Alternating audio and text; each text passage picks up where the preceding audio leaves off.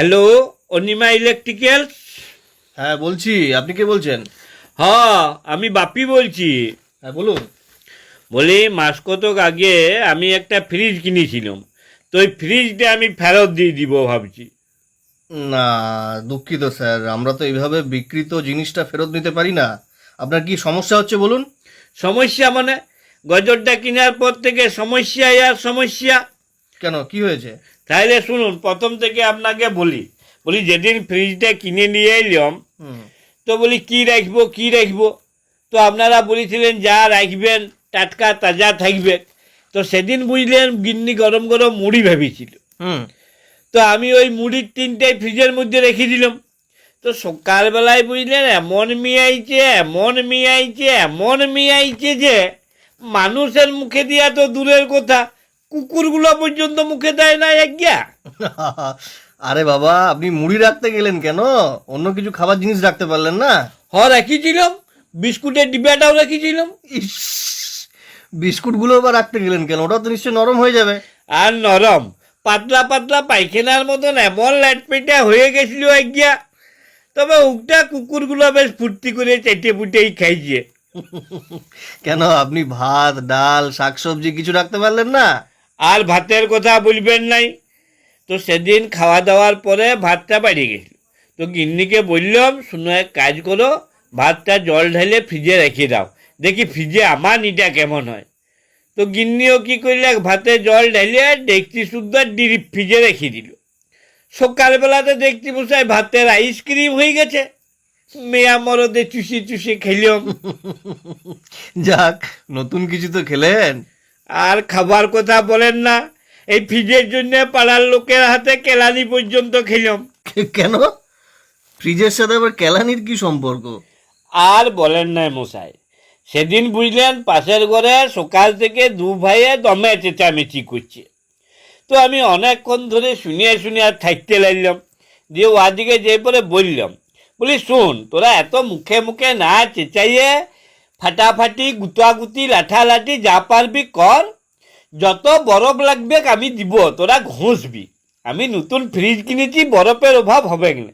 তো তাহা মশাই নিজেদের গন্ডগোল তো থেমে গেলে, যে দু ভাইয়ে মিলে আমাকে একদম কাটলা পাড়া করে দিলে।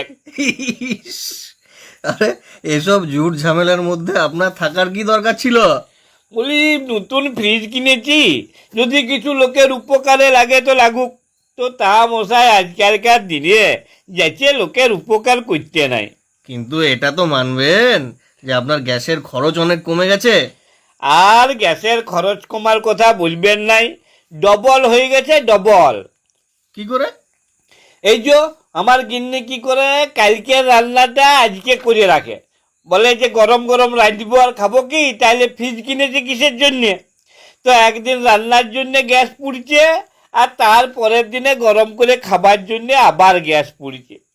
আচ্ছা। তবে আপনাদের এই ফ্রিজটার বুঝলেন, আমার ছোট খোকার মতন পেচ্ছাবের দোষ আছে। মানে? আর বলবেন নাই, ওই যে সেদিন রাত্রেবেলায় দমে জল ঝড় বৃষ্টি হইল, যে সারা রাত কারেন্ট ছিল নাই। হ্যাঁ হ্যাঁ হ্যাঁ। তো ভোরবেলায় আমার ঘুমটা ভেঙে গেলে, তো উঠে দেখছি মেজাটা জল সব সব করছে। তো আমার গিন্নিকে বললাম, বলি হ্যাঁ গো, ছোট খোকা কি মেজাটাতে মুছে দিচ্ছে? তো গিন্নি বলল, ছোট খোকা মেজাই মুছতে যাবে কেন, ও তো বিছানাতেই 3বার মুছে দিয়েছে। দিয়ে লাইটটা জ্বেলে দেখছি যে ফ্রিজের তোলা থেকে কলকল জল বেরোচ্ছে। সারা রাত ধরে বাবু মুছেছেন। না না, আসলে ব্যাপারটা কি, কারেন্ট ছিল না তো তো ফ্রিজের বরফগুলো গলে জল হয়ে গেছে, সেই জলটা ওভারফ্লো হয়েছে। আচ্ছা, একটা কথা আমাকে বলুন দেখনি, হ্যাঁ। এই ফ্রিজে তো হিমালয় পাহাড়ের মতন গাদা গাদা বরফ জমে কি করে? আসলে ফ্রিজের মধ্যে একটা মেশিন লাগানো থাকে, তার কাজ হচ্ছে ভেতরটাকে ঠান্ডা করা। আর আপনি তো জানেন যে বাতাসের মধ্যে জলকণা ভেসে থাকে, তো ওই জলকণাগুলোকে টেনে ভেতরে বরফের মতো জমিয়ে দেয়। ই বাবারি, তাহলে আমাদের মন্ত্রীটাকে আর ওই মেয়া ছেলেটাকে ইডিতে এমনি এমনি ধরলে? সে আবার কি, মানে এই ফ্রিজের সাথে মন্ত্রী মেয়ে ছেলে এদের আবার কি সম্পর্ক? কেন, আপনি শুনেন নাই কলকাতার বাতাসে টাকা উড়ে? তো নিশ্চয়ই ওদের ফ্ল্যাটে সেরকম কিছু মেশিন ছিল, সেই টাকাগুলোকে টেনে পরে ভিতরে বান্ডিল বান্ডিল জমাই দিয়েছে। এই জন্যই তুই বলছে আমার টাকা লয়, ও বলছে আমার টাকা লয়। সত্যি মশাই, আপনার কথায় যুক্তি আছে। হ্যাঁ, তবে শুনুন, একটা কথা বলছি, আপনি শুনুন। বলি ফ্রিজটা আপনি ফেরত নিয়ে যান, আপনাকে টাকা পয়সা কিছু দিতে হবে না। না, এইটা কি কোনো কথা হলো? তাহলে আপনি এত টাকা দিয়ে কিনলেন, এমনি এমনি লস করবেন? লস কোথায় দেখছেন মশাই? বলি যদি 6 মাস আমি ফ্রিজটা না চালাই, তাহলে তো আমার গ্যাসের দামে আর ইলেকট্রিকের দামেই তো আমার ফ্রিজের দাম উঠে গেল। তারপরে তো সারা জীবন আমার লাভেই লাভ।